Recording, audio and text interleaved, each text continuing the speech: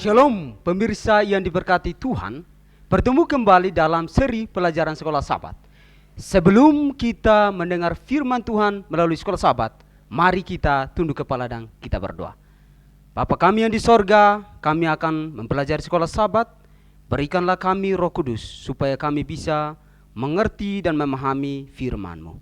Di dalam nama Tuhan Yesus Kristus, kami berdoa dan bersyukur. Amin. Pelajaran Sekolah Sabat Selasa tanggal 21 Februari 2003 dengan judul Tuhan Tahun-Tahun Produktif.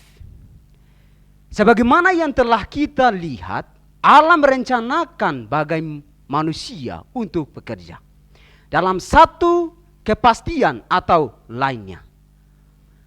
Bagian hidup kita ini tahun-tahun kerja. Biasanya sekitar 40 tahun lamanya. Bagi banyak orang ini adalah waktu ketika anak-anak dibesarkan dan dididik, dan ketika rumah dan pemilihan besar lainnya dituntun. Saat ini dapat menjadi waktu yang secara finansial begitu intens atau kuat. Ini adalah waktu yang sangat sensitif karena keluarga, pelajar, bekerja bersama-sama. Dan anggota keluarga sementara menciptakan ikatan seumur hidup. Tekanan keuangan dapat mencelakakan keluarga pada titik ini, dan sering kali demikian. Keluarga di mana kedua belah pihak memiliki komitmen Kristiani dan rela mengikuti prinsip-prinsip kitab suci jauh lebih stabil. Bacalah 1 Timotius pasal 5 ayat 8, Amsal pasal 14 ayat 23, dan Kolose pasal 3 ayat 23 sampai 24.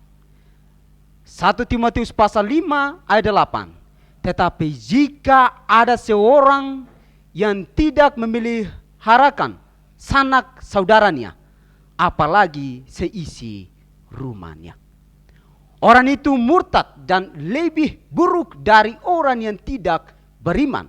Amsal 14 ayat 23. Dalam tiap jerih payah ada keuntungan, tetapi kata-kata belaka mendatangkan kekurangan saja. Kolose pasal 3 ayat 23 sampai 24. Apapun juga yang kamu berbuat, berbuatlah dengan segenap hatimu seperti untuk Tuhan dan bukan untuk manusia. Kamu tahu bahwa dari Tuhanlah kamu akan menerima bagian yang ditentukan bagaimana sebagai upah. Kristus adalah Tuhan dan kamu hambanya. Poin-poin penting apakah yang dapat kita ambil dari ayat ini tentang keuangan dalam rumah tangga? Dalam banyak contoh, suami adalah pencari nafkah utama. Walaupun sering istri juga sama-sama bekerja, tentu saja keadaan yang tidak diharapkan dapat muncul. Sakit, kemerosotan, ekonomi, atau apa saja yang dapat membuat ideal ini sulit. Maka orang-orang perlu melakukan pengaturan untuk penyesuaian. Anak-anak yang dibawa ke dalam dunia selama masa kehidupan ini disebut pusaka daripada Tuhan. Dalam Mazmur 127 ayat 3. Kita harus mengingat bahwa anak-anak membawa bersama dengan mereka satu tanggung jawab yang mengagumkan.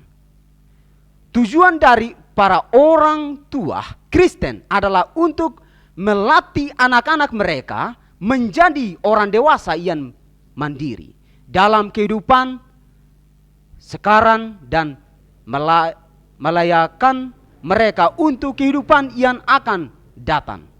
Di sini ada 3 poin untuk menolong orang tua. Yang pertama, menyediakan sebuah lingkungan keluarga Kristen. Hal ini mencakup kebaktian keluarga yang menarik dan teratur.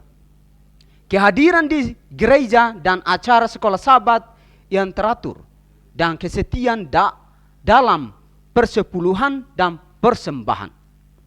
Hal-hal ini adalah kebiasaan-kebiasaan yang hebat untuk dibentuk di awal kehidupan. Yang kedua, ajarkan mereka untuk rela bekerja dan berikan penghargaan untuk itu. Anak-anak akan mendapati bahwa kerajinan dan integritas dalam pekerjaan selalu diperhatikan, dihargai, dan diberi upah. Mereka akan belajar bahwa uang yang kita dapatkan sebagai hasil dari memberikan waktu kepada orang lain dengan melakukan tugas-tugas yang berharga bagi mereka.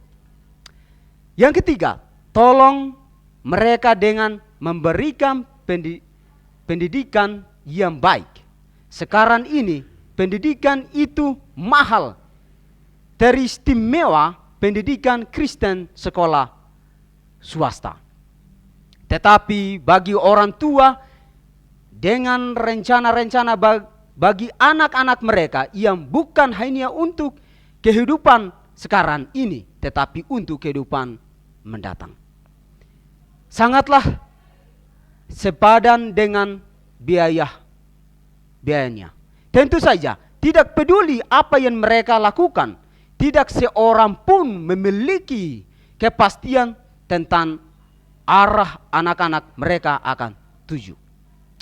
Mengapa penting bagi para orang tua untuk tidak mempersalahkan diri sendiri karena pilihan salah yang mungkin dibuat anak-anak pada masa mereka lebih tua? Tuhan memberkati. Mari kita berdoa. Tuhan di sorga, kami sudah mendengar firman Tuhan melalui sekolah sahabat.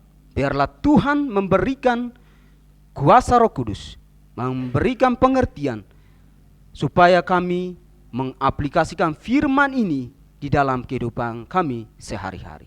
Di dalam nama Tuhan Yesus Kristus, kami berdoa dan mengucap syukur. Amin.